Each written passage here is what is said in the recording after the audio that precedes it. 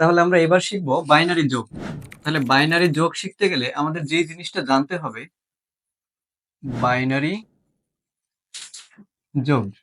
তো বাইনারি যোগের মধ্যে যে দুইটা নিয়ম আমরা শিখবো, একটা হচ্ছে 1+1 করলে আমাদের 10 হবে, 1+1 করলে 10 হবে, এবং তিনটা ওয়ান যোগ করলে হবে 11।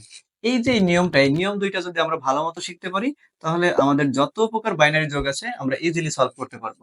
তো এইবার দেখেন, তাহলে যদি আমরা একটা এক্সাম্পল দিই যে সেটা আমরা বুঝতে পারি কিনা, তাহলে আমরা এই বাইনারি যোগটা যখন সলভ করতে যাব, একটু অ্যাটেনশন দিন। এবার দেখেন, এখানে কয়টা ওয়ান আছে? দুইটা। কয়টা ওয়ান আছে? দুইটা। তো দুইটা ওয়ান যখন আমরা যোগ করব, দুইটা ওয়ান যখন যোগ করব, আমরা তো নিয়ম জানি, দুইটা ওয়ান যোগ করলে 10 হবে। তাহলে এই ওয়ান ওয়ান যোগ করলে কত হবে? 10। 10 এর বসবে কত? 0। হাতে কত থাকবে? 1 থাকবে। এবার আসেন, এখানে কিন্তু আমাদের একটা ওয়ান আছে, এখানে একটা ওয়ান পাইছি।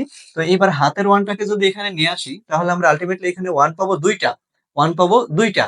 তো দুইটা ওয়ানে আমরা কি জানি? দুইটা ওয়ান যোগ করলে কত হবে? 10। তাহলে 10 এর বসবে কত? 0। হাতে আমার কত থাকবে? আবার ওয়ান থাকবে। এবার দেখেন, এখানে দুইটা ওয়ান আগে থেকেই ছিল, এবং হাতের ওয়ান যখন এখানে বসবে, তাহলে তিনটা ওয়ান হয়ে গেল। আর আমরা নিয়মটা কি শিখলাম? তিনটে ওয়ান যোগ করলে কত হবে? 11। তো 11 এর বসবে ওয়ান, এবং হাতে কত থাকবে? ওয়ান। 11 এর বসবে ওয়ান এবং হাতে ওয়ান থাকবে, সেই ওয়ানটা এখানে বসিয়ে দেন, যেহেতু এখানে কোনো সংখ্যা নেই। এই হচ্ছে আমাদের বাইনারি যোগ। আচ্ছা, তাহলে আমরা আরেকটা এক্সাম্পল দেখি। দেখেন, যদি পয়েন্ট দেয়া থাকে, যদি এরকম ভাবে পয়েন্ট দেয়া থাকে, সেই ক্ষেত্রে আমরা কিভাবে বাইনারি যোগটা করব? যদি মনে করেন এরকম ভাবে পয়েন্ট দেয়া আছে, এরকম পয়েন্ট দেয়া আছে, তো এই যোগটা আমরা কিভাবে শিখবো? তাহলে প্রথমে আমাদের যে নিয়মটা, সেটা হচ্ছে মানে 0 0 যোগ করলে কত হবে? 0ই হবে। এবার দেখেন, এখানে কয়টা ওয়ান আছে? দুইটা। কয়টা ওয়ান আছে? দুইটা। তো আমরা জানি দুইটা ওয়ান থাকলে কি হবে? 10 হবে। দুইটা ওয়ান যোগ আকারে থাকলে কি হবে? 10 হবে। তাহলে দুইটা ওয়ান যেহেতু এখানে যোগ আকারে আছে, তাহলে 10 এর কত বসবে? 0 বসবে। হাতে কত থাকবে? 1 থাকবে। 10 এর বসবে 0 এবং হাতে 1 থাকবে। এবার এখানে আসেন, যখনই আমরা এখানে আসব, তাহলে এখানে দুইটা ওয়ান আছে এবং ক্যারি ওয়ান বা হাতের ওয়ান যদি এখানে আমরা বসিয়ে দেই, এখানে আমরা ওয়ান পাইলাম তিনটা। তো তিনটা ওয়ানে হয় আমাদের 11। তিনটা ওয়ানে কত হবে? 11। তাহলে 11 এর লিখবো এখানে ওয়ান এবং হাতে থাকবে ওয়ান। 11 এর বসবে এখানে ওয়ান এবং হাতে ওয়ান থাকবে। তো এই ওয়ানটাকে যদি আমরা এখানে নিয়ে আসি, তাহলে আলটিমেটলি এখানে ওয়ান হইলো কয়টা? দুইটা। হাতের ক্যারি ওয়ান সহ এখানে ওয়ান হয়েছে দুইটা।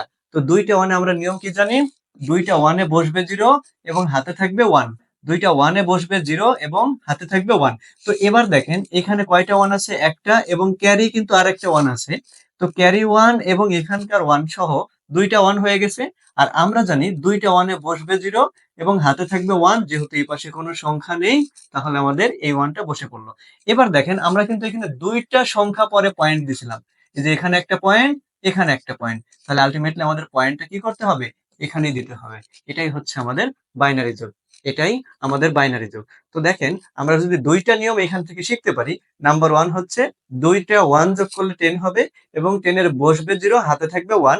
আরেকটা বিষয় জানতে হবে, সেটা হচ্ছে তিনটা ওয়ান যোগ করলে 11 হবে, 11 এর বসবে ওয়ান, হাতেও থাকবে ওয়ান। এই দুইটা নিয়ম যদি আমরা ভালো মতো আয়ত্ত করতে পারি, এই প্রকার মানে এই বাইনারি যোগ থেকে যতগুলা কোশ্চেন হবে, সব আমরা ইজিলি সলভ করতে পারবো।